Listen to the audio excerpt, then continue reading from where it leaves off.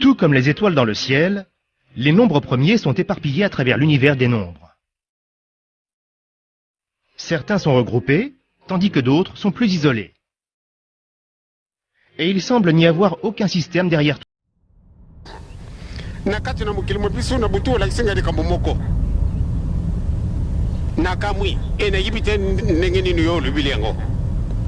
Pendant la conférence nationale souveraine, on l'a 3, 5 et 15. Nakamui. Naibite Tina. Malamu de Olax. Même n'a été Kasbana no Bazali Beleawa. L'axa Bango, chiffre 3, chiffre 5 et chiffre 15 Yango et Lubinini. Pamba Tebisu Tuzalnabisu Bakufamisu. La maloba papa. Fumalo papa de Angena Rontima.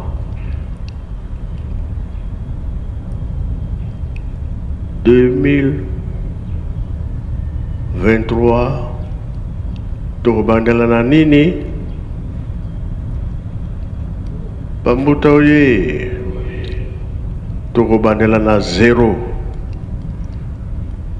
bongo be bongo te siko bolobi nini totika mabondeli tokosala nini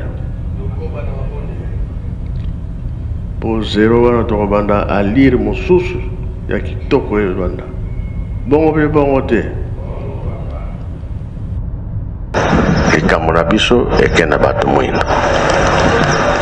Yango balobaka ke bino pe boza na nzambe na bino. Bino bolanda kaka biso kolo Yesu. Wana za ya biso. Ote ya biso makamba kimbango kase. Kolo Yesu te. Baza na raison. Baza na raison. Yo lingi la Yesu be ki mona meso. Ba yimishota musala usala ka poso na kabatu kimuna meso. Bana. Yo lingi la Yesu be ki mona meso.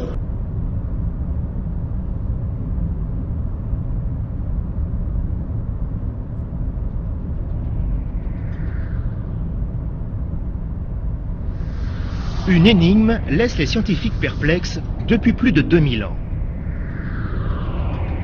Elle est si complexe que de nombreux mathématiciens ont essayé en vain de la résoudre. Certains y ont renoncé, tandis que d'autres ont bien failli devenir fous, au point parfois de tenter de se suicider un jour à écrire la liste de tous les nombres premiers. Mais aux environs du IIIe siècle avant Jésus-Christ, Euclide, le premier génie des mathématiques, découvre que cela est impossible. Selon lui, une personne qui essaierait d'écrire tous les nombres premiers ne pourrait jamais s'arrêter. Euclide a démontré sans l'ombre d'un doute qu'il existe un nombre infini de nombres premiers.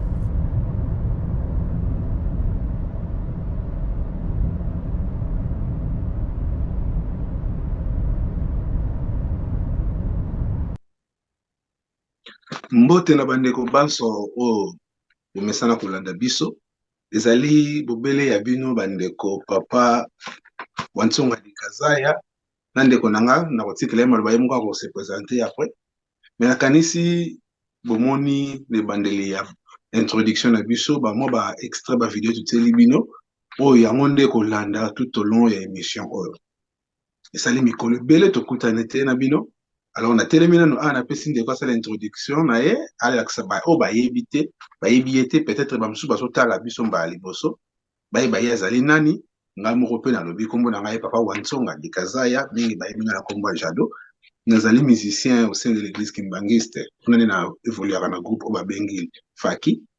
Mpe tokosalaka en indépendance tosalaka barecherche, donc toza bachercheur indépendant tolingaka koyeba bosolo tokokota na mozindo ya likambo etali bonene ya tata Simon Kimbangu Kiangani. Voilà, pays moko tata Simon Kimbangu ya 1921 ndenge tomesana kolobela maloba mboka ndeko ya ngai. Matondo papa Jado na kopesa nga maloba na komba tata mwana pe molimo santo. Toyoki papa Jado nga sala introduction na ye azali ndeko to travaillera na ye mingi. Alors nga kombo na nga papa ki asungwa nazali pe moko kati ya ba chercheur na kati ya lingomba ya tata Simon Kimbangu. Tozo ko meka kaka ko sala likambo tata na biso lobaki ba jeune bo sala ka recherche. Alors na cadre wana nde na ko évoluer ka na maitali ba recherche na histoire Congo, l'égyptologie et puis histoire en général. Donc domaine en mingi plus sur le cadre historique et scientifique. Donc na cadre wana nde na ko évoluer ka na kati ya lingomba tata Simon Kimbangu nazali moko kati ya ba yembi nzembo na chorale ya GTK groupe théâtral kibaniste pe nazo ko évoluer lisusu na kati ya mouvement oyo ya ba scout oyo ezali kotaki na kati ya lingomba na biso par l'intermédiaire ya moko papa Diengenda Kutima oyo ezali chef na biso Tigre Féroce. Alors nazali chef Anne assidu wana nde toteminanga pona mayesengaki na pesa bino avant to banda émission na bino ya biso pardon bomoni moi ba extrait Mbuta Jado atie avant émission banda idée zaka kamoko depuis tolobaka ka novembre 2022 ba événement et l'équipe eza moins belé na kati ya ngomba uta voyage ya tata na biso na mboka Brazzaville Kunjulu puis ba ville nyonso ya Congo Brazzaville la visitaki ayoko zonga et puis maelekaki na Kinshasa et puis na date oyo sengaki batu nyonso bayoka ye ezalaki dimanche le 25 décembre 2022 mai oyo alobaki ya mwa minene elandamaki pe na quelques vidéos oyo esalamaki ba reportage de konabiso papa journaliste Joe Makozo asalaki mwa ba reportage mais lero nan de kotofandi ndeko Jado tomoni ke ba thématique ezalaki tellement lourd et tomoni mwa absence ya ba analyse na mayetali masolo wana nyonso alors tokutanaki mitu tolobi ndeko tokoki kosala ndenge nini emonanaki ke ete ezalaki malamu tomeka komaniola moke na mwa boyebi moke oyo tozokomeka kozwa oyo toza ba humain erreur ekoki kozanga te donc ne tenait pas rigueur soki eloka malamu ezali bozwi ya malamu bozwi ya mabe bolongoli mpona tomeka kopartage quelques analyses na ba événement menene tomoni ekwei na mboka na biso sans oublier ndeko pape wa Rome auti kosala mwa demi tour il y a quelques jours donc toyebi te likambo nini na monene mpe bombami wana peut-être tokotala soki tozana ntan koévoquer tous les sujets mais objectif ya liboso na kotika papa Jado développer objectif na biso ya liboso ndenge nini eyokanaki matondo mingi ndeko wa ngai nakanisi ndenge bolandi ndeko apesi déjà introduction kitoko makambo toyeli lelo omoni biso depuis corona eyaki na 2021 après corona tolobaka likambo nyonso tokomona tokomeka kolobela mpona koéclaircir bato tosali mwa bamasolo mingi oyo tolobela likambo ya baerreur ya likambo etala bafoto bato mingi bazwa moko éclaircissement ya likambo yango toyaki mpe kosala tolobela mpe masolo mwa mingi na courant ya bane wana mais tolobelaki likambo moko mpe susu oyo mwa nungunungu moko eyaka likambo etali ya basymbole na kati ya lingomba tolobelaki yango ndenge lelo mpe susu toye mpona kolobela likambo tomoni titre bomoni mise à jour oyo tobengi mise à jour l'an 0 mpona nini tolobi bongo soki tozongisi makanisi nsima tokomona papa Simon Kimbangu Kiangani azali oyo nga nakomi kocomprendre tuna koloba na comprendre lokwa mutu oyo tata Diange apesa na lisesi momeli masanga atikali kotumba zamba leki papa Simon Kimbangu Kiangani akobwakaka liloba akobwaka sije kasi na biso bana to baye o bameka tala to meka ko développer to meka ko comprendre elingi koloba nini na ouverture à musée papa Simon qui manque à lobby bande noire elongwe na miso donc c'est-à-dire il faut tout bande komona clair makambo susu quelque part to vandaka to za ko évoluer na bande noire suivez-moi aveuglément mais abwaki mona lobby siko bande noire eleki mais ko le poussani aye koloba to koloba les susu na masesité mais to koloba polele voilà pe abwaki mo kimona meso to kimona meso te na yango lelo mise bozomona za kotala be ponyo chez un écran na nganya so be fixé mise à jour l'an 0 non na kopesa ndeko na ngama maloba to bandina na première thème na biso ebimi na ce écran l'explication phrase 2023 to ko bandela à 0 est-ce que dans contexte nini tokoki ko jula yango pamba te soki totali na ba introduction de lobby papa Diangenda bolandi prière na ba introduction na tie wana a lobby balakisi ba chiffre 3 5 15 ndenge na lobby bobele papa Diangenda yona papa Simon Kimba ngani ba kubwaka kaliloba et tout me ko développer soki totali likamba 3 5 15 on a bimisi mathématique belé ndenge de kwa lobby et jusqu'à depuis papa Lobango a tourné à biso et la kisini c'est-à-dire papa zo pousser biso dans les camps qui le savent la recherche mais na ko kemulaite na pesi maloba ndeko nanga chiffre comment peut-on interpréter les camps 3 15 3 5 15 papa le dit bandeli à 0 l'an 2023 mais ma bisona ma tondo Mbutajado et lo kaliboso avant de quand tu m'as le pardon okende bande ko bozo kolanda biso na ngela préciser le propos de ko ça le biango to ça batu nyoso to ça to c'est fatalité que tout ça na réaction à 100% mais à juste que mo to contredire biso ou l'accès sur thèse mo zo contredire ango to ko considérer ango to zongaka ah tala ko to ba le baki na biso boye to meki ko analyser ango. Donc, tout ça, là, nous sommes tata. Peu makambe kolobama ah et vous allez un peu complexe. Donc, on sait que sur landango, si on comprend les zones ça les sous landa yango pour mathématiques et kokota nakati. Moi, explication mon quoi moto et kokota nakati du point de vue scientifique, spirituel, nyos. Donc, des connaissances sur le mal. Maton de Bengengi Mbutajado à Manuel Maïtali, tout ça, Namukili, erreur est humaine, donc il ne nous tenait pas rigueur.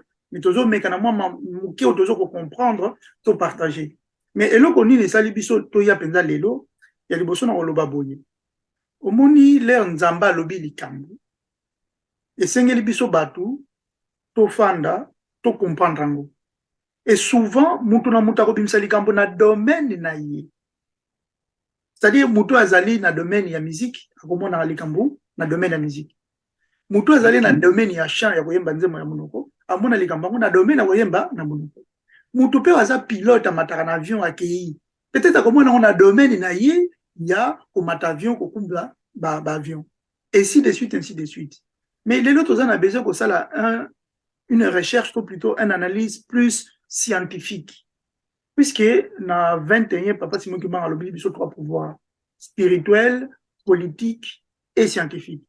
Je pense que Batuming va faire l'analyse sur le point de vue strictement spirituel, si je peux dire ça comme ça, c'est-à-dire religieuse. Naïma et lobby que non, 2023, to longola masumu, to bandela zéro, zamba linga sokolabiso, tout ça, to boite. Mais, to kotana mwa muke na muzindo, oyo to lobaka na Kikongo, teta dioko, katula mwandi. To teta ndikana, nuto mengana kolongola musisa. Alors, 2023, to ko bandela zéro. Et bandeki ndengeni. Tout d'abord, je crois que c'était en 1992, vers les 12 par là, 12 il y a moins dans mémoire. Papa Diangen dans la prière naïe, vers 18h, à ça la prière. À l'objet de la prière, 90, 91, pour la 92 et ça c'est qui biso. Bon, on a vidéo bâti 92. On a extrait nous check bâti 92. Donc il y a certainement avant à Tikanzoto. Peut-être pour le mois de janvier ou février, parce qu'ils ont les 12. Donc, soit le 12 janvier, soit le 12 février, en tout cas, na katika kiwana, et si peut-être le 12 mars, puisqu'il y a un biso kaka, un peu plus tard.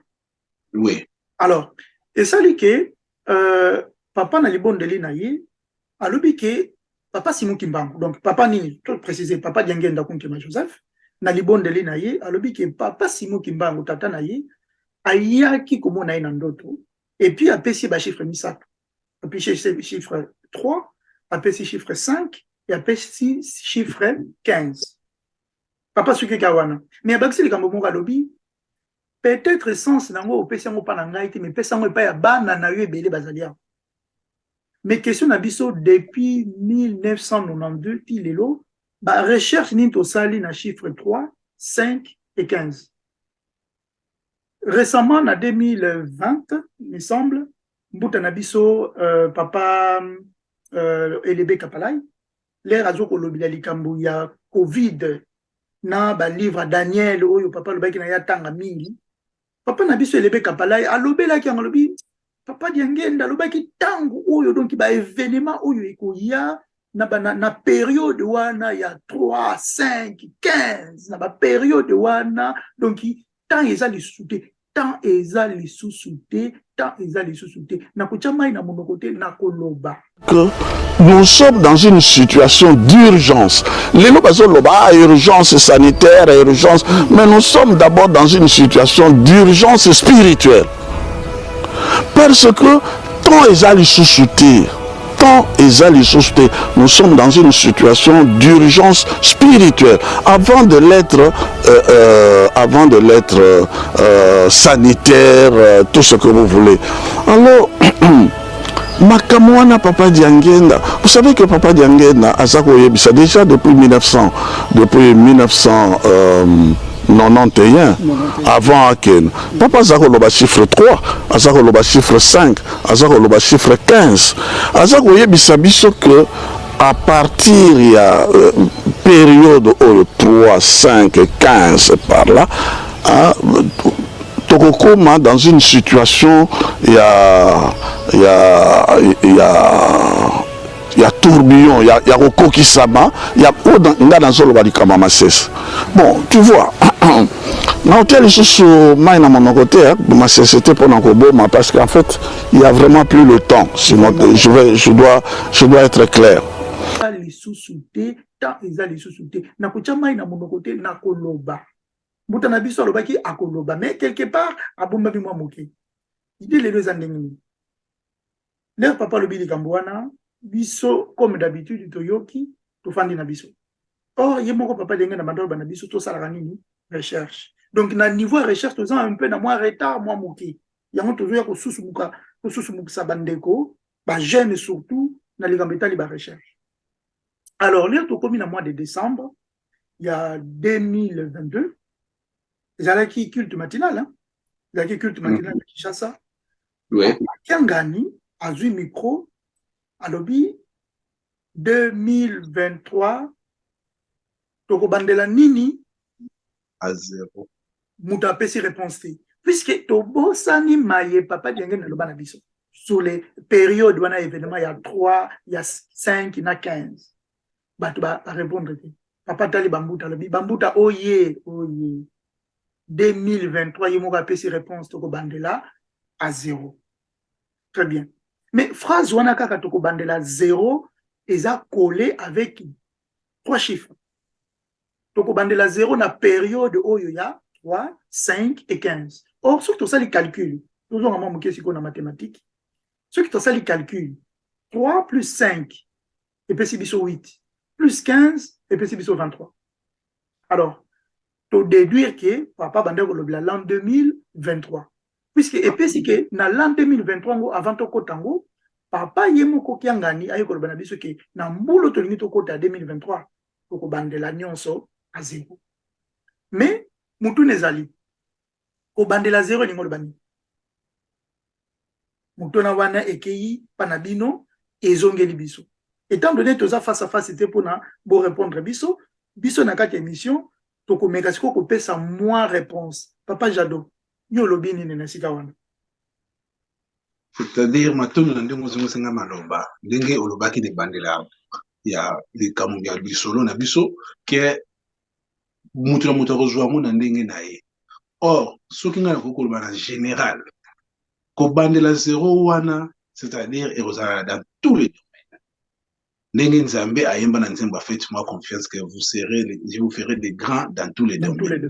Donc total amu kaka na sens na angle moko te, na angle belé do to bandeli à zéro, do to zongi penza à zéro. Donc makambu tout, donc na ba enseignement na mai auto yebita l'équibangisme. Ce qui est direct, na ba enseignement makambu tout l'équibangisme. Il faut tout vendre tout bandeli à zéro et à partir à quoi? Ma ben abiso to kenda pe ko tout na papa te. Papa to kolobi to bandeli à zéro na domaine ni. Ba ibasa biso ba to musika ndenge to comprendre donc mukili et donc air échangé. To comme une étape mususu ndenge le papa et la baba qui ont la période mort. To comme une étape mususu donc oyo tout va recommencer. Alors pour na ko recommencer ni na papa ba pesi biso mo ba piste alobi to lo na to bokola to moni asali voyage na konjo. À l'accès au kamba ko bokola na kolona. Pambate à chaque fois nzamba bandela qui a zéro et bandera toujours na kolona na ko bokola. Na kana bisi na kasto comme une étape pour masolo na biso ko mona na tango nyonso el kambe bandela neti ba délige ba nini ba bandela toujours na kolona na ko bokola. Donc en bref ba ko mala comprendre quoi ko kinso na bien continuer eza ba l'analyse spirituelle pour nous pesi biso là 2023 wana eza l'amour et la perfection pour ce qu'aujourd'hui d plus 4 plus 0 ça me donne 7. Ok, Dieu c'est la perfection. Donc azeli na tawana ya perfection to bandeli makambo nyonso à zéro. Nazongi chez le malbande. Ma tondo to nazana ko sepela na maye papa Jado a développé. Mais toi ba ke papa Diangé n'a pas lobaka un jour je crois les dans le centre d'accueil. To ko bandela mukili oyo na zéro. Voilà. Papa Diangé na lobanga. Nazana vidéo en moté soki to moni yango peut-être ko tchanga na ba insert. Mais papa Diangé n'a pas le bali kamamo. Toko bandela mukili à zéro. Alors, ko bandela zéro et zali na ba domaine B. C'est-à-dire, toko reprendre tout domaine confondu. La spiritualité, toko reprendre dans zéro. La science, toko reprendre dans zéro. La politique, toko reprendre dans zéro. Mais si ko botana ba événement oyeye ko salama kaka na période wana. 2023 oyo tokoti na décembre tozali na élection na kati mboka na biso Congo.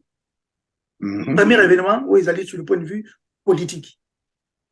Sauf qu'ils tokenana sur le point de vue religieux na 2023 où maman na événement eko salama pas pour Roma taka na 2023 oyo aye ko tambola na Congo. Panaya avant et simbité maladie et tout ça bazo ko reporter et ko pesa kaka bien na 2023. Avant Aya, papa boira qui bombe elle comme mbata Toulouse. Continue là. Merci de la rappeler.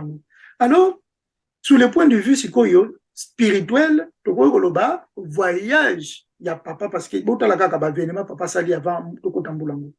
Ayenakin a bêti combien de mots?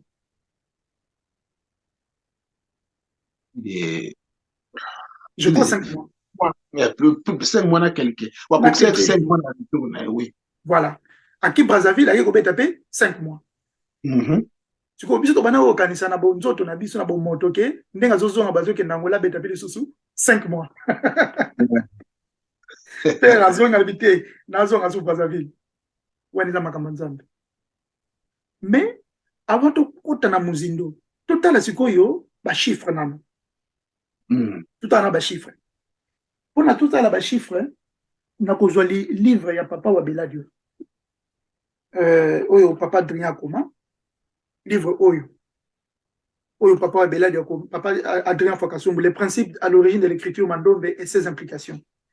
Na kozwa passage moko ezali na page 124. Na kotanga ngonyo soute na kotanga petit na la saka peut-être quelques inserts.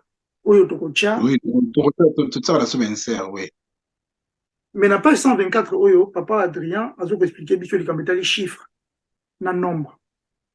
Alobi boye, pache flèche, esprit, flèche, nombre, flèche, science. Dans ce langage, achali Dieu, flèche, nombre, flèche, science. Azo expliquer Nina. Dans le passage où Mbuta na biso papa Fokasumba Adrien, azo expliquer biso que c'est l'esprit qui commande la matière. Donc l'esprit a commandé le nombre où ils allaient à la fois matériel et immatériel, et il y a des nombres qui ont engendré la science. Voilà. Ça, c'est une première partie. Deuxième partie, l'esprit qui symbolise Nzambe Yemoko, Boania ya Nzambe. Parce que même la Bible, au commencement, l'esprit de Dieu s'est mouvé au-dessus des eaux. Les eaux, c'est matériel, mais l'esprit est immatériel. Et nombre des eaux qui engendrent toujours la science. Ça, c'est de 1. Dans l'Ekinanga, na page toujours la même livre, page 143. Page 143, Torocha Benser. Dans page 143, Bakomi Boye, l'apparition des voiles. Dans le temps, passage, obtempéra aux exhortations de son éminence Diangue dans Koutima, il s'est rendu, donc à Zoba Papa Wabeladio, peu de temps après en Banzangongo. Donc, où ils allaient voyager dans les Raouti, à Zokende vers Nkamba, pour na, révélation Yamandombe. Où il enferma dans une chambre pendant 8 mois pour jeûner, et prier afin que la volonté de Dieu puisse se manifester et que sa mission lui soit révélée. À 8 mois, chiffre 8, à 8 mois de prières intenses et de méditation allongées, sur son lit, en train de se reposer, il découvrit 2 éléments qui ont la forme des chiffres 5 et 2. Chiffre 5 et 2. Alors, chiffre 5 n'a 2. Tu vois, l'opération. Voilà. 5, ceux qui n'ont pas 2, et puis c'est 3. Tu vois que papa Simon Kimbangu, papa Yangen Dalbag n'a vu ce chiffre 3, n'a chiffre 5. Mais, pour moi, déjà qu'à partir de Mandom, les chiffres 5 et les chiffres 2, pas qu'on appelle les quêtes. Surtout ça, c'est déjà soustraction, c'est-à-dire opération mathématique. À partir qu'il n'y a pas qu'on appelle les quêtes, 5 dans l'ongoliango 2, après c'est déjà 3. C'est-à-dire, à partir de 2 éléments, parce que ceux qui toquent moi, dans musique, papa de Simon Kimbanga, lui, papa Wabeladio, avec ces 2 éléments, vous ferez tout ce dont vous avez besoin. À partir de l'élément mi balewana, nyons au bozanango besoin, beaucoup salango. Alors, toko banako construire univers na bis à partir de 5 na 2. L'autre, le tolobi, toko bandela à 0, yamo tozo sana. Donc, to bandi na 2 éléments clés, au bazo benga na mandombe le voilà, et to bandi ce qu'on creuser pour na construire tout l'univers des nombres connus. To ça na domaine un peu mathématique. Donc, 5 na 2, pas qu'on appelle l'équité, surtout ça les soustractions, 5 moins 2, après c'est biso 3. Tu retrouves déjà 3 au papa, qui en a na biso chiffre 3, na chiffre 5. C'est pas ce qui est différent. Ouais. Maintenant, 3 wana na 5, surtout multiplier 3 na 5. 3 fois 5, et puis c'est biso 15. 15, oui. Donc, avec seulement 2 opérations, soustraction et multiplication, tu aurais reconstituer 3, 5 na 15. Alors, 3, 5 na 15. Total, on a un chiffre, ni ça, 3, 5 na 15. Ce qui doit additionner 3, 5 et 15, et puis c'est biso 23. C'est tout le bas qui en. Mais, voilà.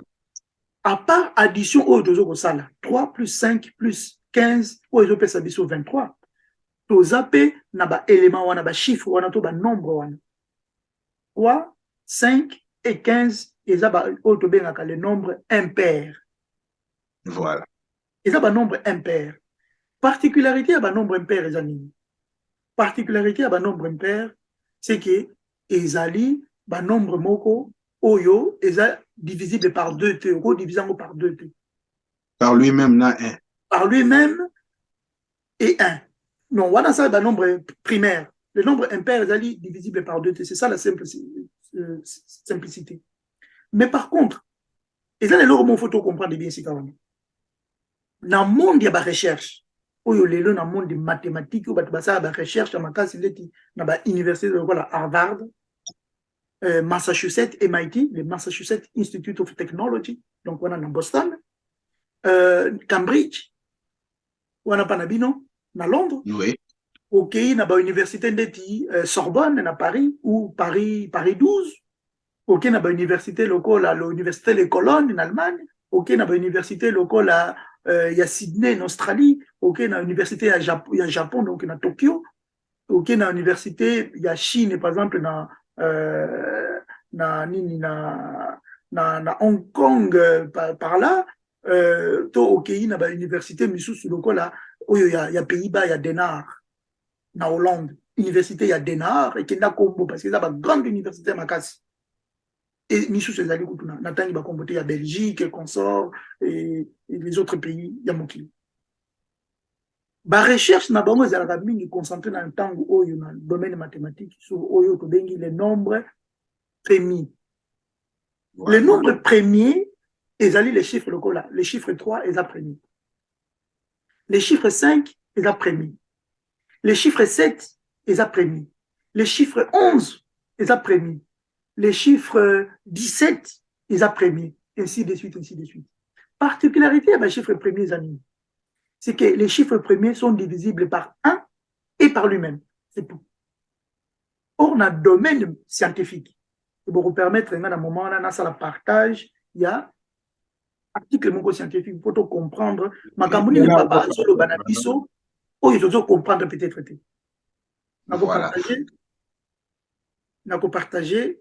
Alors, nous avons partagé écran, partage Nanga Wapiango, partager l'écran. OK. Nous avons partagé écran Nanga, notamment. Pendant que nous avons partagé l'écran, tout le extrait Oyo, il y a moi qui est allé le Kamotali la recherche mathématique. Moi qui est extrait, il y a moins d'une minute.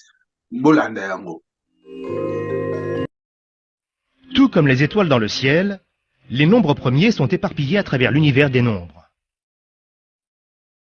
Certains sont regroupés, tandis que d'autres sont plus isolés. Et il semble n'y avoir aucun système derrière tout.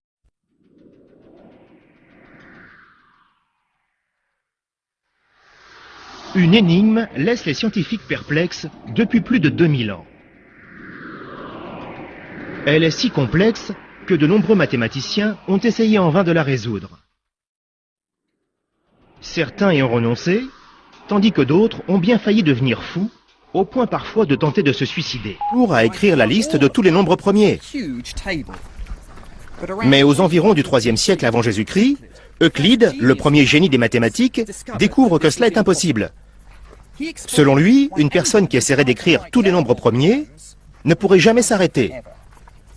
Euclide a démontré sans l'ombre d'un doute qu'il existe un nombre infini de nombres premiers, de chiffres. Le voilà. Si je le laissais défiler, il faudrait 1 semaine et demie pour le lire en entier. Je vous rassure tout de suite, je ne le ferai pas. 7,8 millions de chiffres, c'est énorme. Il n'en faut que 100 pour exprimer le nombre d'atomes dans l'univers. Cela nous montre à quel point ce nombre est long. Bolandi extrait, ce qu'on découvre la biso et partage na ebo comprendre les cambo to le pays cambo itali ba kola minene ba bato minene bazo luka ba sekili ya chi ya nombre partage ya wana to landa. Alors partage yango ezali article moko dans les journaux français Les Échos. Les secrets cachés des nombres premiers. Ya on tozo le bela. Alors naza na temps autant ngote puisque tant ils na biso pendate moi image ils a pour illustrer ndenge basala ka calcul ya ba nombre premier. Alors bomoni ndenge ba pesa ki yango hein se poursuit. Alors n'attend avant partir yo la série commence avec 2 akundungu na pele kete to le bagi na déjà donc il pele kete chiffre 2 balobi la série ya ba nombre premier commence avec 2 se poursuit avec 3 5 7 11 et continue à l'infini. D'accord? Mais regardez quelque chose. Awa, Bacheli Bisso, 23 x 3 x 100, 72. Faut comprendre. Bon, tout le monde a expliqué un mot, mais pour ceux qui ne m'ont pas expliqué bien. Bacheli Bisso, Awa, 23 x 7 x 173. 72, pardon. Alors, Bazouka a expliqué Bisso, n'engeni ba nombre premier et vous allez opérer. Nakiti moi moké, bon, article, faut refoutre l'intégralité nango. Mais, oui. Qu'à partir de bakomi ah ouais c'est important et on développer après bakomi boy la propriété des nombres premiers faire dire aux mathématiciens, a fait dire aux mathématiciens qu'ils étaient les atomes de l'arithmétique, mais des atomes bien nécessaires et qui sont au cœur de quelques-unes des plus anciennes et des plus belles conjectures de toute la mathématique. Tolobi ke Nzambe yende azali premier mathématicien. Toloba ki yango awa. Alors, elo nisiko to développer wana. Tomoni ke Papa Simon Kimbangu kaka na livre oyo quelque part aye komona Papa Wabeladio. Parce que Papa Wabeladio akendaki na université ake kosala ba démonstration ya mandombe. Na université batali yango balobi loba na biso nani apesi écriture oyo ya lobi Papa Simon Kimbangu. Abi bon kuna ye na monde ya kombo na ye ezalaka nani identité na ye eza nani. Voilà. Wabeladio ayebaki te azongi ake kosala mwa ba prière na butu Papa de Simon Kimbangu abimeli alobi na ye réponse parce que Papa Wabeladio atunaki mutuna nga esika na kendaki batuninga yo identité na yo eza nani na monde yaba alobi loba na bango je suis le roi des nombres pairs et impairs, le maître des pays en profondeur. Nabandeli, je suis le roi des nombres pairs et impairs, le maître des pays en profondeur. Les nombres pairs, donc 2, 4, 10, etc. C'est un nombre pair. Les nombres impairs, 5, 3, 7, 11, 15, tokeyikuna, un nombre impair. Pour nous, na article balobi ke ba nombre wana premier ezali les atomes. Donc les balobi atomes lingolo ba origine et bandeli ya likambo. Voilà. Donc ce qui olingo comprendre likambo faut zonga na origine nango. Quelque sorte faut zonga zéro pour comprendre likambo. Donc likambo toujours développer awa. Tout toko bandela à zéro. Alors ndenge toko bandela à zéro ezo senga sikoyo tout comprendre ba chiffre wana. Chiffre 3, chiffre 5, chiffre 15, et tu continues série. Parce que ceux qui vont noter, papa, ceux qui ont mis ça, et ceux qui vont noter, il faut te compléter. Tout le monde est déjà dans le compléter. Tu le 5, na 3, et puis c'est 2. Donc, 2 na 5, par contre, on appelle les. Mais 2 personnes, tu tiens na 5, et puis c'est 7. Tout le monde a des nombres premiers tout à l'heure. Et puis c'est 7. 7 toujours, papa, j'adore le bien qui est en perfection. Tout ça continue. Les tosali bongo, les tosali 5 nate, et puis 10, les 10 commandements. Tozo continue, tozo kende. À partir de là, ça va chiffre nyons de l'humanité. Lingolo banini. Faut conclure, pour toke de musika mingi. Et lingolo baboy. Science. Et outi pa Nzambe. Nzambe mutasali science. Et science wana Nzambe asali, a pesi yango pa mutu mwindu, à travers des éléments, 5 et 2. Pas qu'on on appelle les oyo et permettre mutu mwindu à ça la nuance donc yango papa Kimbangu lobaki avec ces deux éléments vous ferez tout ce dont vous avez besoin yango penzembo eko pesa biso faites-moi confiance na ko sala bino ba les grands dans tous les domaines. Les grands dans tous les domaines. Dans voilà. Tous les domaines. Awa toujours développer les domaines scientifiques. Voilà moi mon poussé na kangina nwana papa Jado au baksa quelque chose. Merci Bandeko, merci Papa Wantu Kansunga. Nakanisi Bandeko Molandi. Explication na ene alobi so vous comprendre te bozongi ezali kolakisa. Makambo Papa Simon Kimbangu kiangani. Na papa diangenda oba pesi sur 3, 5, 15 wana. Ezali bobele sekele ya Nzambe kolakisa biso. Makambo minene bomami na kati wana mais soki olandi explication ya ndeko na bien ozomona peke Tata Kimbangu na kati ya mathématique. Pour un article autre télé bino wana soki otangi article bomanga tanga kango ozolo même ba mathématicien ba ça tout pour na découvrir combien de nombres premiers les amis total ba koka eza infini pour na bango donc eza inexplicable ba ça ba formule na ndenge qui nous montre yango même pas seulement qui m'a appelé ça qui bon réponse que je suis le roi des nombres des nombres pairs et impairs de pays approfondis. Mais approfondir, voilà. Bato ma yele ba comprenant que oui, Nzambe wana. Yango schéma to pesa qui na page 120 quelque wana lobaki ke Papa Nabiso Adrien, à l'axe esprit, nombre et science. Science. Voilà. Donc, dans mon coup, c'est nakansi to meki ko lobe ali kambwana mais masona sona nécessité de go soki to ko ko bana biso bien sûr ko ça comme choix au bac ça oh pour tout ça les kambo ba pesi sur chiffre ana ba pesi biso pesi sur to ko bandela à zéro et là on est to bandela à zéro to comme une étape ni qu'est-ce qui a changé est-ce que Nzambe a bandela déjà zéro na mokili na kangwa kala yango to lingi to meka ko yanula a na to soko kamba ça na étape comme ça le bosso ko loba to ko bana biso to ko bana biso mu déjà.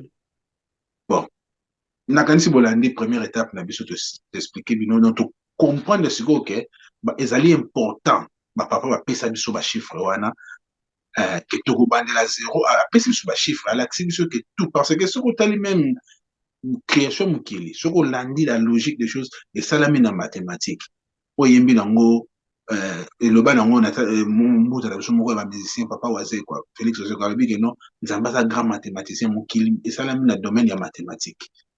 Alors, deuxièmement, tout qui papa le tout de la zéro. Tout de la zéro.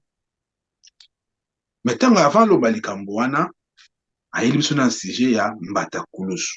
Où ils allaient inclure Kolo Yesu. Bien, tout le vrai Kolo Yesu. Pour te dire que moi, tout ça, moi, ma kambouete wana. A bois qui les Mbata Koulos. Tout le monde boye, il y a papa wa Rome. Mais est-ce que historiquement parlant, tout bandi na l'an zéro, si koya, l'an zéro wana e bandi quand? Et tout comme le nom n'ambata kulo sur papa le hupe, tout bandeli à zéro. Est-ce que tout le bandeko, donc il essaie bandeli à zéro à combien de fois? Ceux qui n'étaient pas formulé question n'a bien wana les Cambouana. Pour papa le lot à lobby, comment dire la mobilité mais le terme l'an zéro, tout bandeli à zéro. Est-ce que tout le monde a du point de vue spirituel et biblique, surtout le bas historique, tout le bas, que à combien de fois toujours ngeli to bandel mukili po so to yebi toujours comment on a to changer air ou to ben en anglais era air ya tango te mais air to comme na to ki na air mususu to koti na air mususu na yebi so comme ko ya no la biso côté wana Matondo. Alors ndenge na banda koloba avant to zala couper parce que réunion est kataki eza que l'expression au bandela zéro ou l'an zéro, combien de fois tu as déjà rencontré dans l'histoire de l'humanité? Puisque ceux qui peuvent parler bien au lelo, ils allaient dans Basika, et menakala, en tant que les allaient dans Nini, au lobby à Kala, l'obé à Sika, au lobby à Sika, le bapé à Kala. Alors, les bisous, tu fais au salama de recherche, tu bandis qu'on lande là-bas, expression à zéro, tu te rends compte que, comme par hasard, il y a 4 expressions à zéro où ils ont utilisé dans l'histoire de l'humanité. 4, il n'y en a pas 5. Donc, ils ont coïncidé quelque part dans le 4e génération, ils ont génération Yasuka, 5e ésaté. Voilà. Sur le point de vue scientifique, historique, tout le monde que la première fois que la l'an zéro, ils allaient utiliser la cosmogénèse. Première expression est l'an zéro dans l'histoire de l'humanité, et ils ont utilisé la cosmogénèse, c'est-à-dire à la création, à l'origine de toute chose. Il y a le commencement ou l'initialisation l'an zéro, originel. Pour développer un après. Ça, c'est le premier l'an zéro. Deuxième expression, il y a zéro, la dynastie égyptienne ou la dynastie zéro égyptienne. Deuxième terme, il y a l'an zéro. Troisième terme, il y a l'an zéro, Ezali, grec va introduire, c'est-à-dire à partir de Jésus-Christ, les Juifs, va introduire Jésus-Christ a introduire une nullité, c'est-à-dire a introduire l'an zéro. On a aux alentours, il y a l'an zéro de l'ère actuelle. Et puis, comme en 2022, donc en décembre, Papa Simon Kimbango Kiangani, a coupé sa biso pe lisusu 2023 toko bandela à zéro. Donc voilà les 4 expressions il y a zéro dans l'histoire de l'humanité. Il n'y en a pas une autre. Il n'y en a pas une autre. On va tout recommencer à zéro, Papa Diangen. Alors, Papa Jado, pour PCB, nous déjà, les 4 thématiques, les 4 époques charnières de l'an 0, avant de développer, Yomonini. En tout cas, la route kayo okota na kusuka likambo au la ko comprendre mizo nzambe kaka mutako iko yeba tango to bande likambo na 0. Papa yebaki to komi na ngonga ko to bande la 0.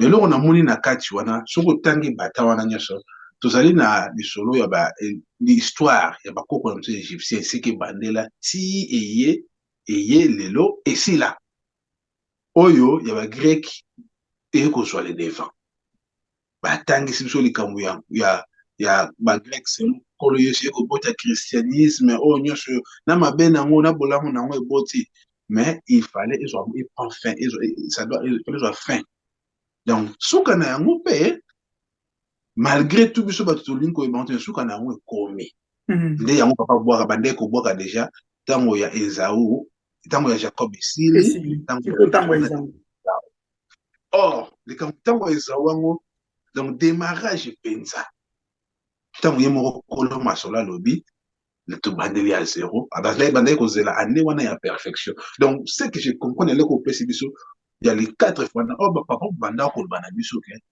5e génération ezate ou bien les 4e génération ya suka yango donc tant to bandi après wana ekozala bokonzi ya nzambe wana ye moko azovandisa bokonzi na ye mais na kotika yo kende pour le cause avec côté que nous nous la recherche à moi to me ga et puis au bandela na la création ou bien au banda malamu na malobela papa to me ko si ya no bande kondam na po na bigi watu mususu mbali boso ba koyoka ba terme le roi la cosmogénèse mingi pe to yeba kite que c'est à partir ya l'époque à Jésus nde ba bandi ko compter na l'an 0 or ezala kana mona makomi bato komona rakeno ba pesa ka Jésus bandi de l'an 0 ya kufuna la 30 la 33 si je me trompe la 33.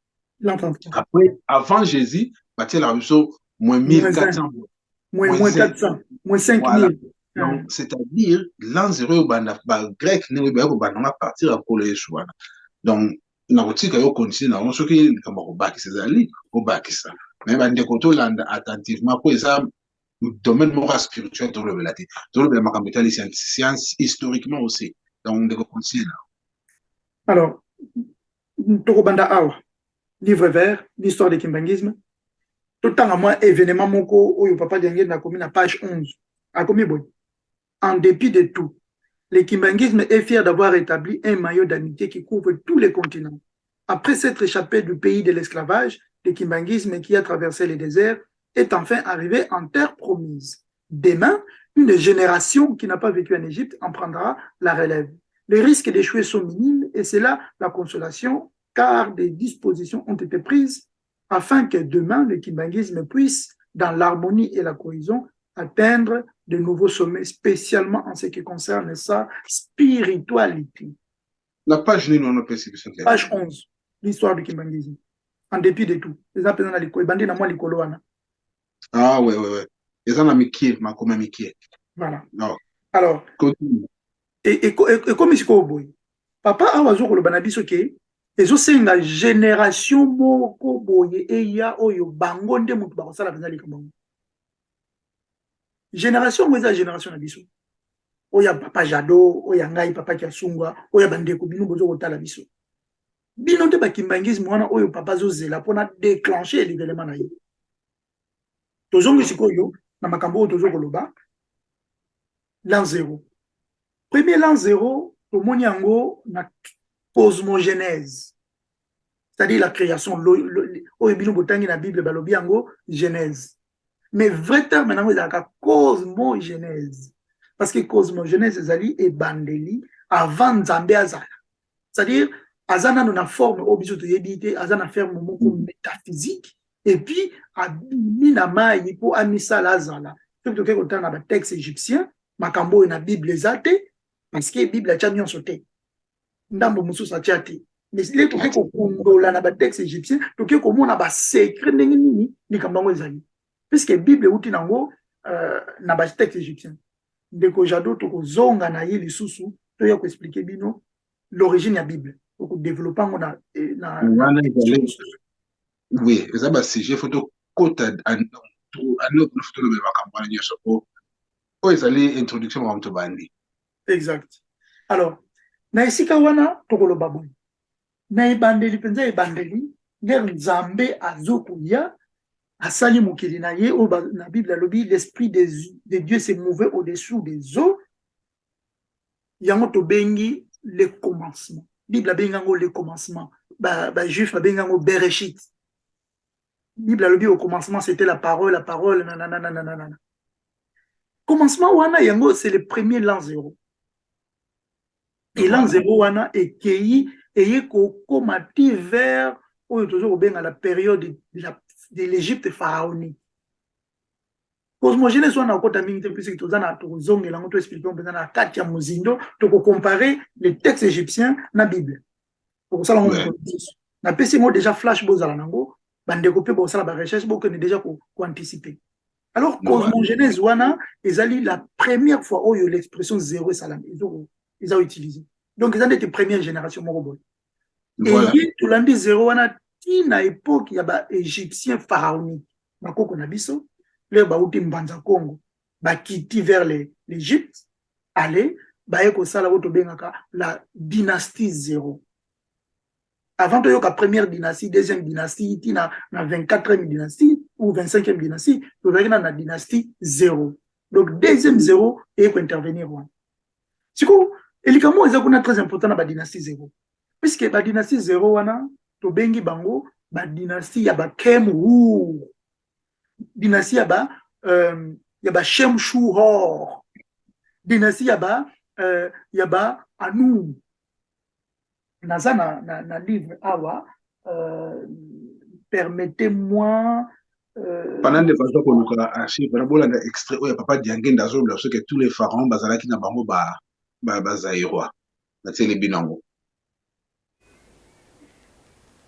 moko mosusu na lobaki na ambassadeur d'Israël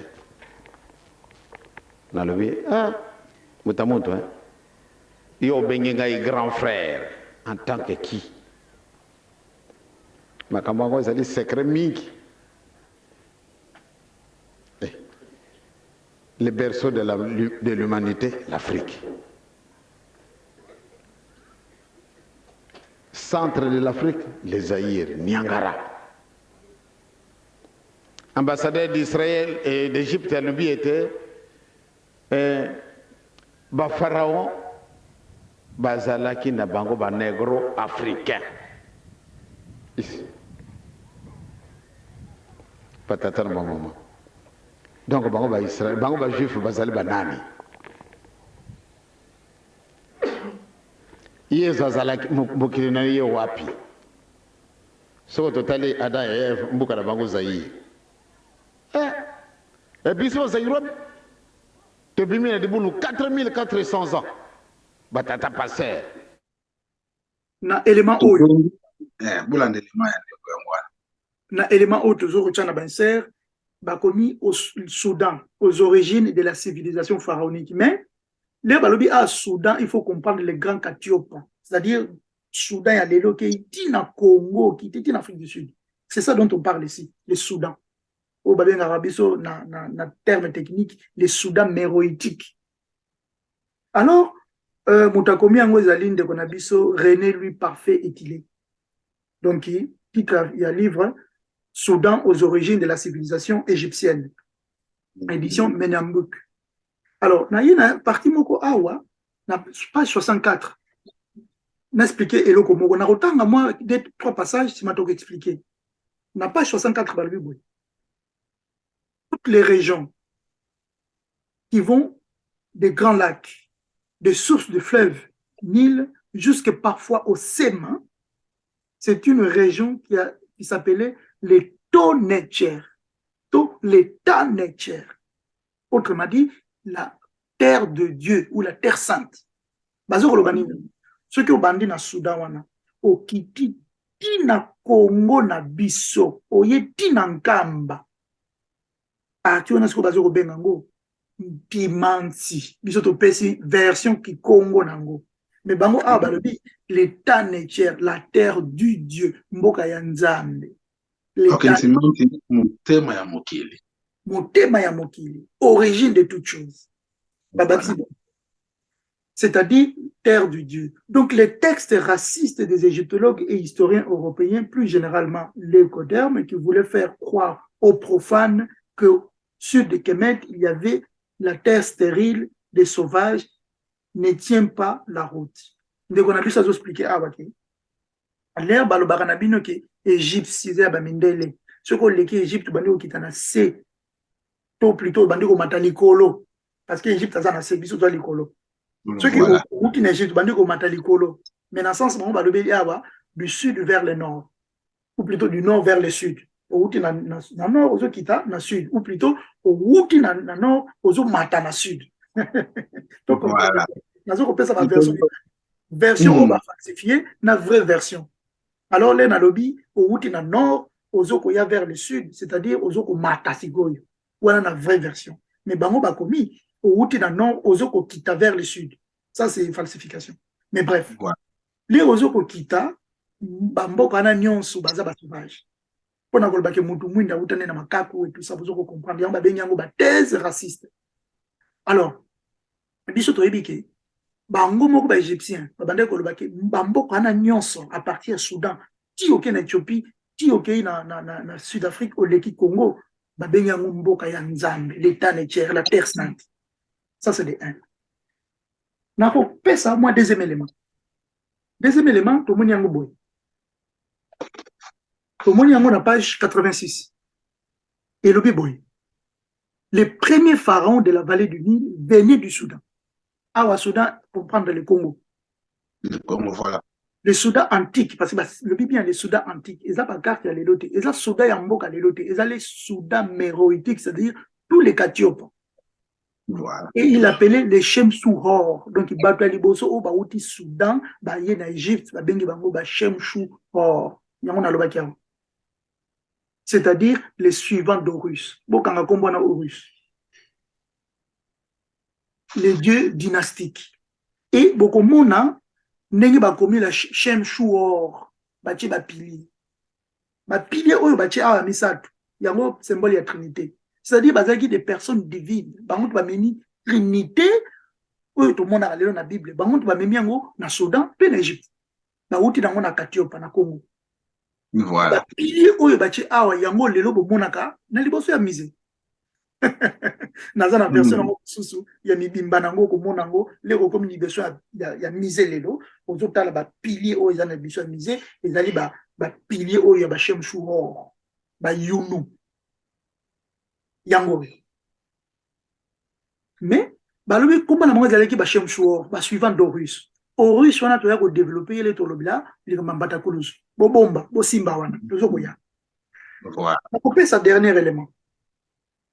Dernier élément est le Biboui. Na page 89. L'égyptologie, Amélino et les Anous. Les Anous représentent le peuple négro-africain qui fonda la civilisation pharaonique. Balobi bien, ba to mwindo o basalaki Égypte ezala. Ba begi bango ba Anou ou ba Shemsouhor. Le célèbre égyptologue français Émilie Amélineo du Collège de France a entrepris d'énormes fouilles dans la région d'Abydos. Abydos, c'est dans le sud de l'Égypte. Les fouilles d'Amélineo ont été déterminantes car elles ont mis en évidence la population venue du sud. Oyo ba utaki na Congo. Oh, voilà. Qui avait fondé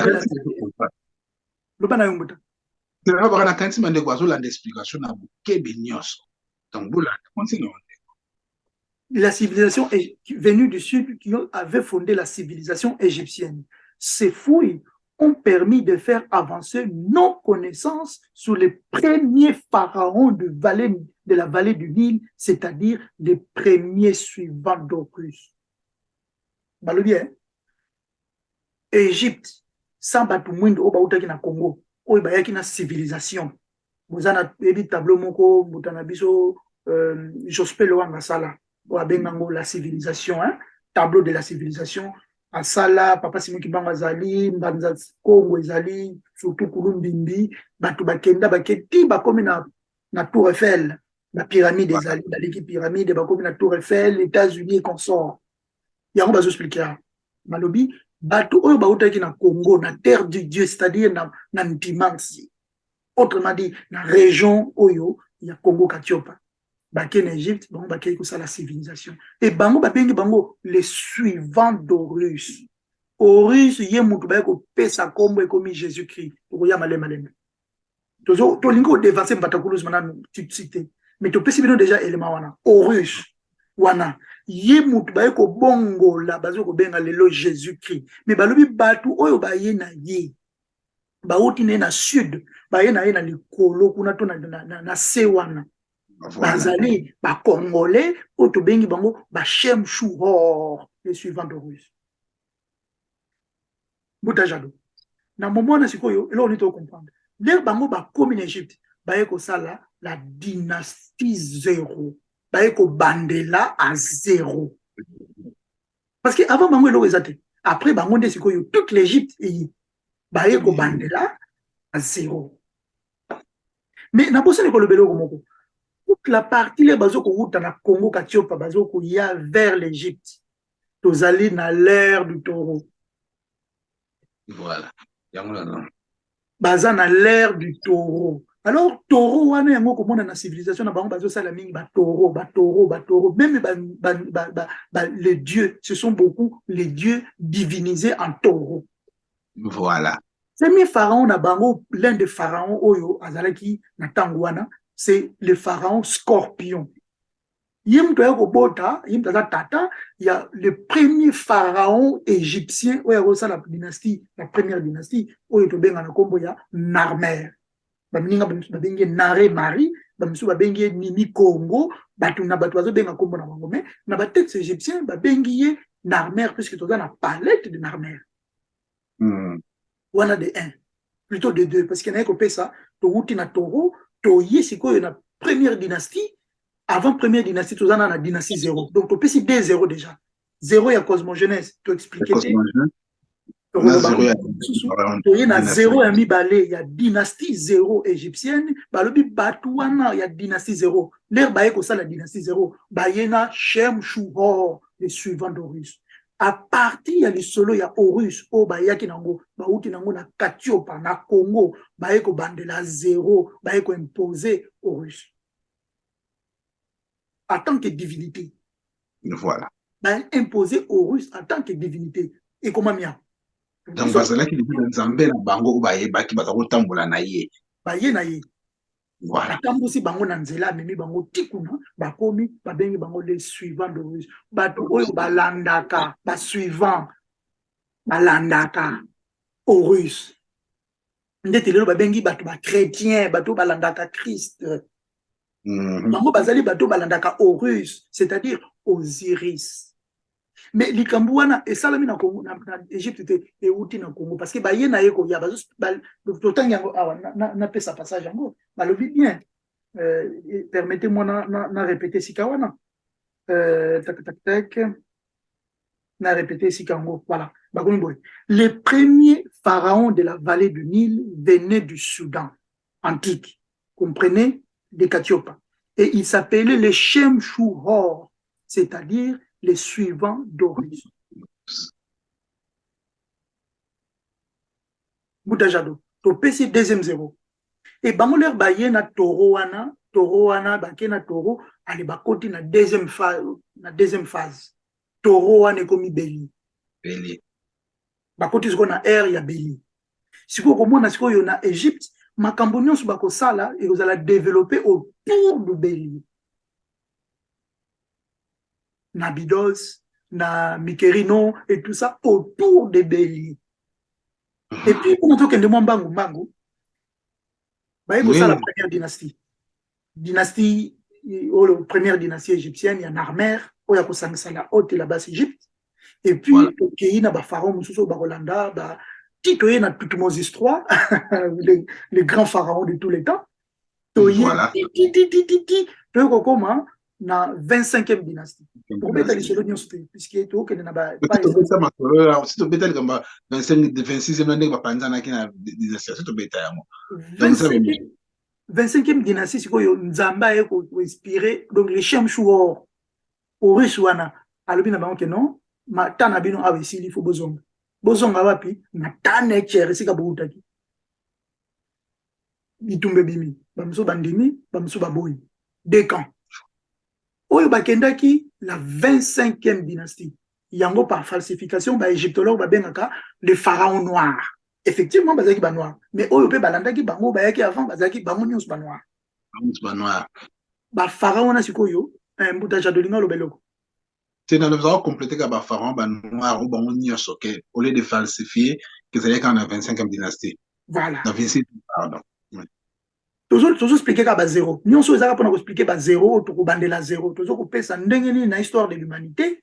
En tout cas, oui. le point de vue historique, où ils ont attesté, dans la Bible était, dans le point de vue historique, universel, attesté. Parce que dans la Bible, tu regardes mon comme tout le monde qui est, ils ont ma comme ça, ils ont connu, ils ont beaucoup de. Bomba pas, je le blanc comme tout le monde comme sous-souhait. Bomba pas, tout le monde est king, tout le monde a redépensé ma comme sauté.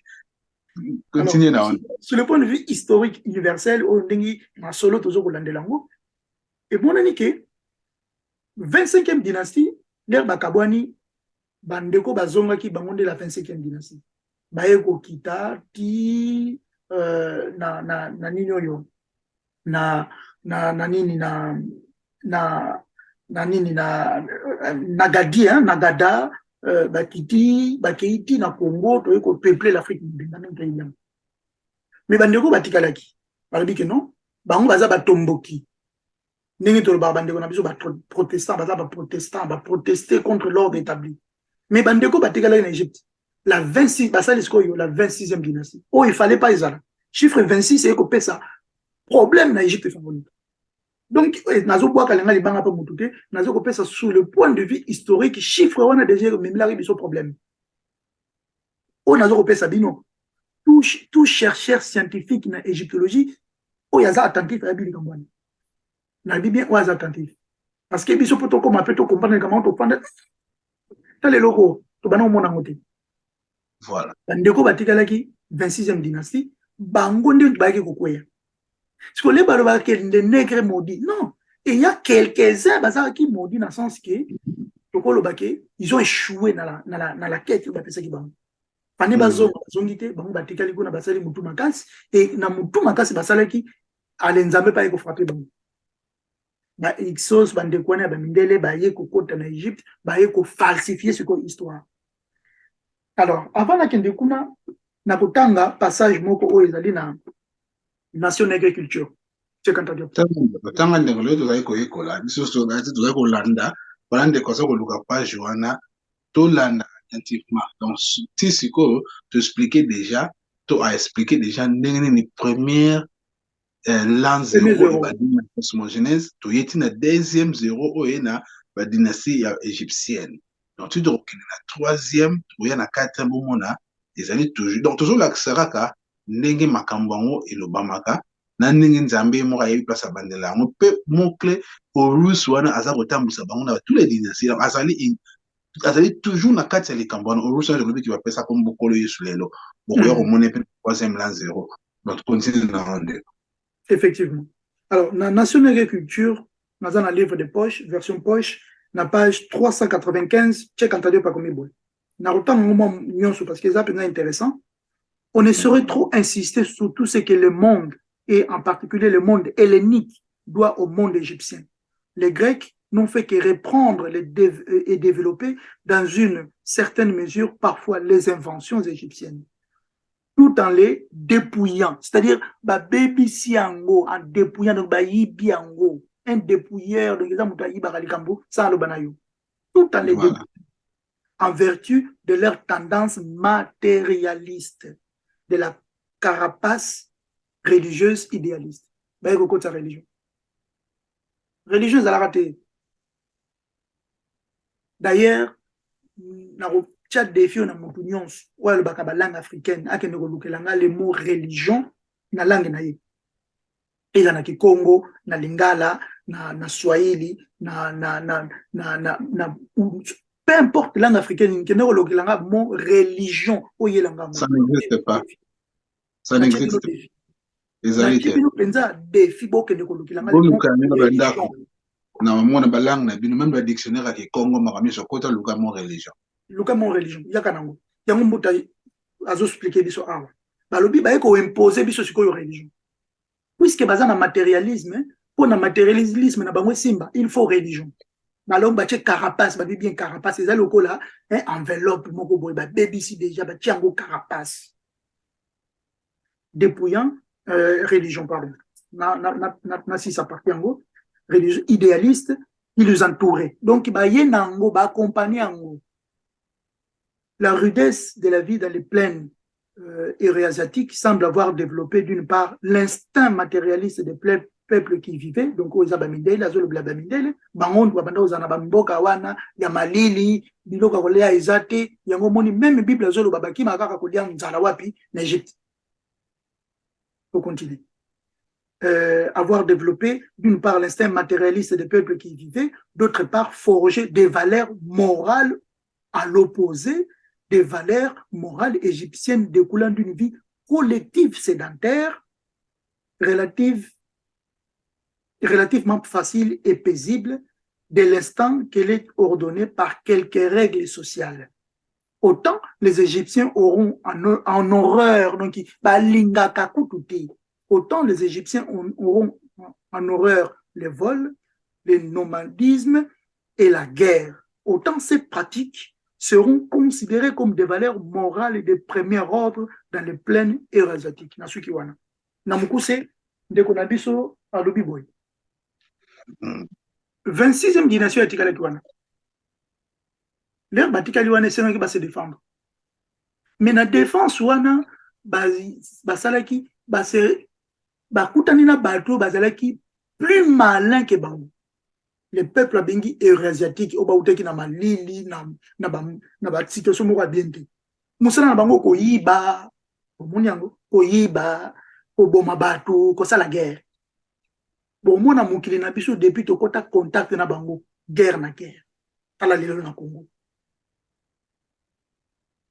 Guerre na guerre. Yango muta chekantadi palobi a. Alors bato wana le baye tukute na bango, baye ko tshila biso guerre.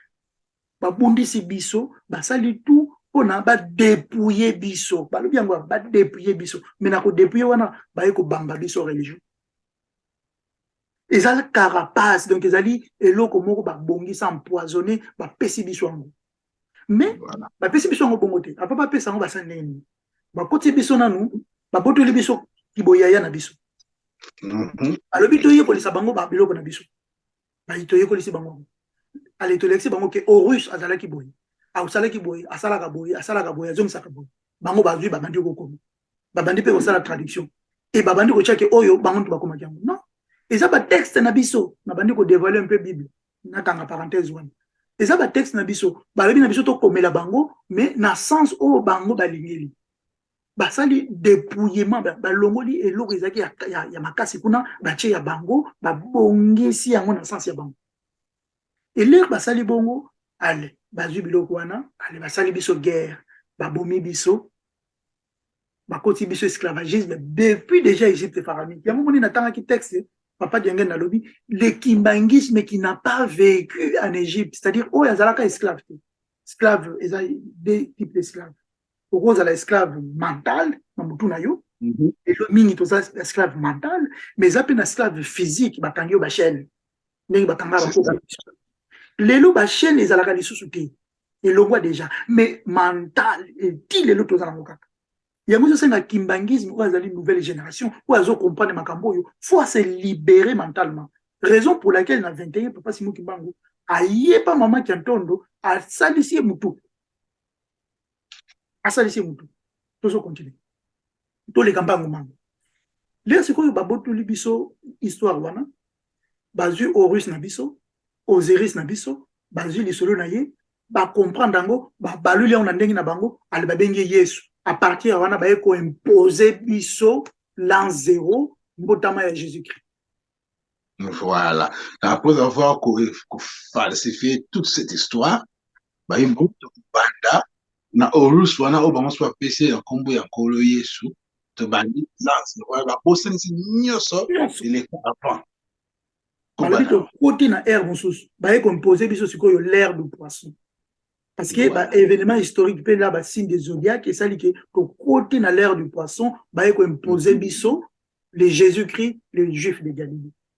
Oh sur le point de vue historique avancé pour moquer il n'a jamais existé. Dans les Jésus-Christ de Nazareth. Dans le Yisouté. Tout ça la différence wana. Na lingi boyba. Makambo tozoloba tozongela kalisusu te yango to bengi émission mise à jour. Puisque constant na biso ezali papa alobi makambo belé mais to sali mise à jour te tozo banana na biso bakimbangiste to sali mise à jour te c'est-à-dire papa alobi ne makambo mais tozo ko continue comme si balobaki na biso te to bandela zéro aucun dimanche l'église mateya ezo ko kokana te na mayo papa zo loba na biso to sala par rapport ya mise à zéro to bandela compteur à zéro.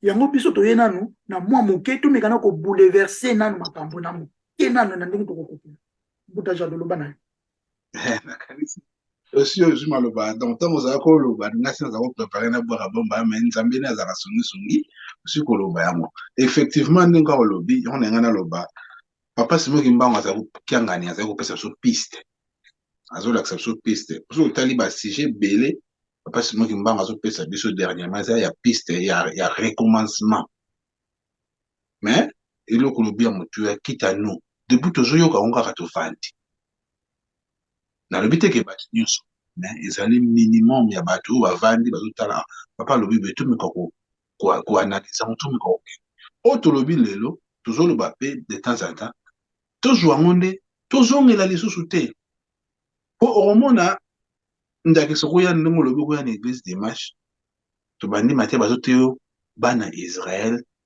babimaki boye basala ki boye roi intel boye boye qu'est-ce qu'il eza na lieni na biso lelo to yiki tam stoko choqué bat mais eza na lieni na biso lelo papa diangenda loba essayer ba comment Israël tia kimbangisme izilakiste ke na kati ya Bible ande pesa ba comment Israël comme kimbangisme non azo d'accepter dans le tout obligé donc il faut changer makambo soana ezali peut-être parallélisme aso sala ke makambo mingi obozo vivre yango bakoko wa bino ba viva to makambo le kana kala biso to jui to vandi kaka alors on biso to lobaki non ceux qui bakozomela biso bien quoi mais nous devons faire quelque chose ça doit changer donc na kanisi inde kwa lobe lobi afin de continuer to continuer la bino extrêmement bon na même papa Simon qui bon qui a raison loba yango bon ko pene bandeli pas to azo loba ote ya biso likambo ote ya likambo lo biso likambo ya Simon qui ba bino kaka Yesu mais oh so bolandi le papa Simon qui bon qui a bien Yesu wana pas zo bila Yesu te azo ba Yesu bino kanga monde ko le Jésus de Nazareth bon lo bila biso likambo ya Simon qui ba ta côté la bien sur extrême sous au monde la pas dire na on peut exemple il y a professeur d'université oh ya kenda ki alo bela bato likambo abete la bana na France mo va sa autant ça kambo na pas babi non parle de quelque chose oh de chez vous hein c'est vous ndi ayaki ko retrouver ligba ay retrouver des souris à papa Simon Kimba wala baki ke na za skole loko yanga mona ko lobela donc ndeko continuer na yo na kanisi bande ko bozo comprendre soki mitune ezali ka ma to loba so mitune ezali botia ba na ba commentaire mais rotala ba monsieur de sala au mona ta commentaire te tout ali kaka to kotisi eleki non il faut aller de l'avant biso ça la biso part des choses et binope na koyokana peut-être moko kuta zali tam so sayebi koleka biso ko yo ko ba ça peut implice na makambo matondo de décoration sur le malo matondo ndingi mbutajado lobi donc effectivement idée zali to bandela kalisusu te to comme lokola bana classe ba pesi biso cours ozo préparer puisque lobile to zo na cours professeur a pesa biso examen alors faut tout ça la mise à jour na connaissance mais zo mona na lelo que mise à jour ya connaissance ezo sala mate ko bandana au clergé qui na biso na se mise à jour ezo sala mate en tout cas ça sous madame te il faut to ko c'est-à-dire que ceux qui na likolo bazolo bate biso to koloba te makambo eza sous normalité papa azolo ba makambo to lo bate ke papa lo bakite mutu no ça témoin tozo ko mona ndenge papa azoko benga kutu batu bolo ba likambo ezalaki ndenge ba mususu ba yeba poisi ba lobi ezalaki bongo te papa bengi batu mususu ba yebi lisolo bien ba ya ko bungisa ba corriger en une semaine likambo mona naki voilà et ceux qui n'a pas compris ça kungu na nzambe ndasala likambo na ye ntango azobenga bato ambaye aluka histoire aye yo komona thèse ya papa Zako ntango aya kosala thèse na ye na likambo etali meme likambo papa Simon Kimbangu soki olandi yango bien eza baprécision ebele na kati na likambo ezotala keno fo kolobela mingi papa Simon Kimbangu fo totia likambo papa Simon Kimbangu dès le départ. Et il a même précisé qu'il n'a thèse, il y a le Jésus-Christ de la colonisation. Oh, Jésus-Christ de Nazareth, et le vrai Yésus, où vous allez rendre visite. Voilà. Donc, le vrai Yésus, il y a peut-être lié à ma soeur, on développe comment ça doit mais continue à l'ère de bélier, à l'ère de bélier. Voilà, tu expliques que donc tu bandis na taureau, tu es na bélier, bélier. Poisson, pardon. Parce que Jésus-Christ, apparemment, les Juifs de Galilée, ils ont introduire dans l'ère du poisson. Mais tout ça, c'est quoi? Ils ont imposé qu'ils soient en l'an 0. Puisque la Grèce, la Grec plutôt n'a pas comment, le Bakou c'est Égypte. Égypte, ils ont sauté. Égypte, est kaka, oyo, ya likoloana, ou plutôt ya sewana. Biso, monsieur, tous on a biso déjà, na dimansi. Tous on a effectivement. Et ça dit que bango kuna leo bakwei ba récupérer histoire na biso bazui Horus na biso wana bazui Osiris na biso wana ba balulier ba pesi kombo Jésus-Christ ale ba ko bambaye tiko Jésus-Christ ba ko imposer biso l'an 0 imposition ya l'an 0 est-ce que les ba check l'an 0 congolais azalaki kuna azalaki te congolais atamboka azalaki kuna te le ba imposer l'an 0 to zalaki te mais ba imposer biso en force alors les babambi biso l'an 0 wana bazui lisola kolo yesu bazongisi libiso ngone papa na biso tchekantade palobi avec des carapaces o ezali kabisa dépouillé babambi yango na religion ba ko imposer biso yango siko en Afrique parce que tozana tango kota kuna te mais na mayele ba comprendre que likambo ya ko bata mabato wana photo landa bango sinon likambo mabe puisque le Saint-Esprit ton nzambe ye moko ya robota maliso ba bato wana les Horus sont toujours kolobela les tolobaka yisu en fait photo bandasiko kolongola yisu wana l'an 0 et ba imposer biso donc ba histoire ya Horus histoire Osiris o ezalaki histoire vécue non pas en Égypte parce que la kisi awake ba shem shohuo or les ba ina histoire wana ba utinango dans le sud. C'est-à-dire, surtout le événement wana les gars qui wapi, photos dans le sud. Ici ka ba uti nango. Les bayana en Égypte, il y a au moins même les lots national na égyptien mingi, ba égyptologue mingi. L'histoire ya Osiris matériellement en Égypte, tous en a preuve nango. Na le bandeli bien. L'histoire ya Osiris, ya Horus sur le point de vue scientifique historique na Égypte, tous en a preuve nango. Et c'est normal, puisque l'égyptologie, ils doivent prendre le que l'isolo, il y a Osiris, il y a Horus, bah, Shem Shohor, bah, Outinango dans le sud, l'air baye na Soudan, baye na l'isolo yango ya. Natanga moi na livre, yande on a biso etini. Tu peux ça qui passage, tu peux si ba page. Bah, Shem Shohor, baye na ngoko ya. Alors, l'isolo wana sikoyo, l'air bande qu'on a biso, baye ko sala biso guerre, bah, nomade, bah, to ba uteki na Malili.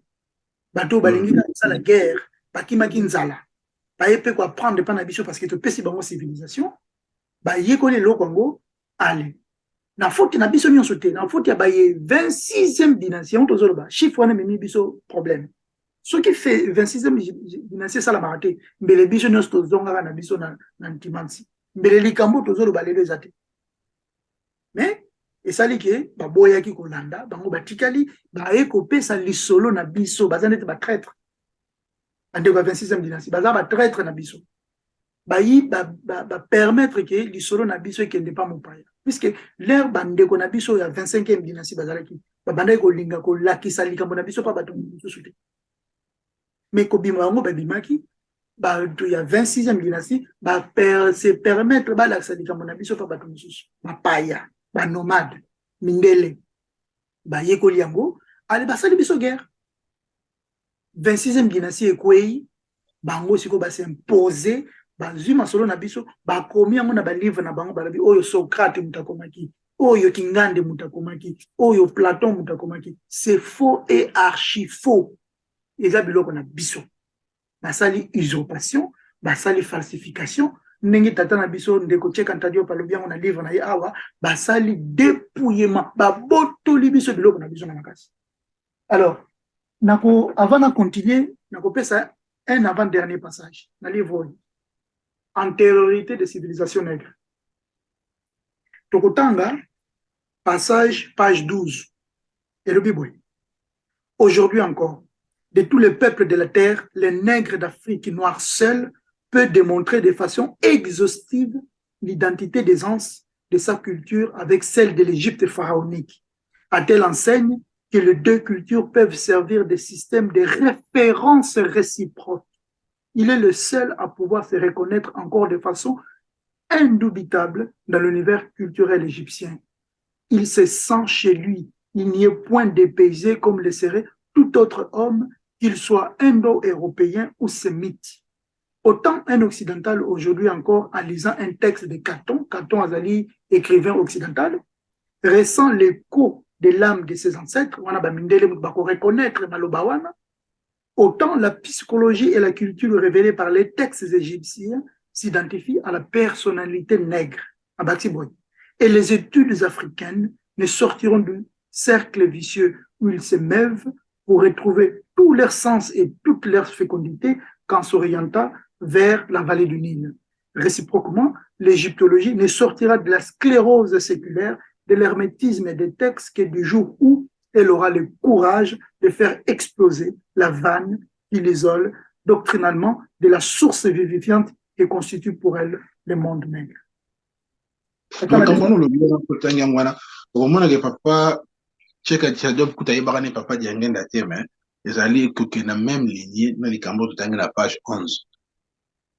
Exactement. Il y a des peuples qui n'ont pas vécu en Égypte. Mais Makambo, puisque c'est la même culture. Il y a un nation plurielle, nègre plurielle et culture sans S singulier. Donc, il y a moins de nuances ya mokili mobimba esika bazali. Bazana bango batu mwindu parce que bazé belé. Bazana bango ba nègre parce que bazé belé. Mais bazaka na culture moko. Matondo nakanisi pona wawela ngonga to banda ko peut-être ko chité pona ko tukanga bande ko mingi mulaiti. Mais nakanisi ndeko bolani ndeko expliquer likambo ya oro sans to yango susu na mission tato ko lobela bamba e biblia juste to yango en détail pona to yeba likambo ngo koma kuna ndenge nini bayiba biso ndenge nini to est-ce que peut-on prouver le Christ de la Bible est-ce qu'il a existé c'est la preuve tangible qu'il a réellement existé. Donc, il y a on est allé ces jeunes choses. Mais ce que surtout que na masona na biso ndeko, nous toujours le bakaka.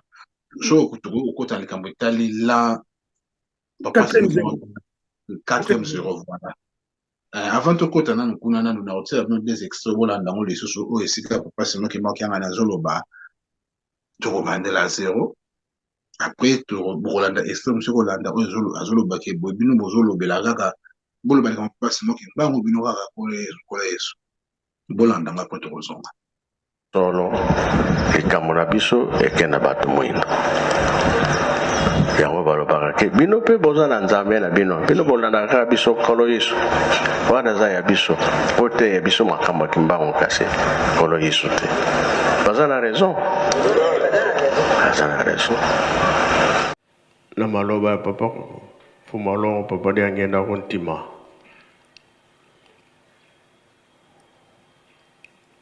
2023 tokobandela na nini pambuta oye tokobandela na 0 bongo be bongo te siko bolobi nini totika mabondeli tokosala nini po 0 wana tokobanda alire mosusu ya kitoko ebanda bongo pe bongo te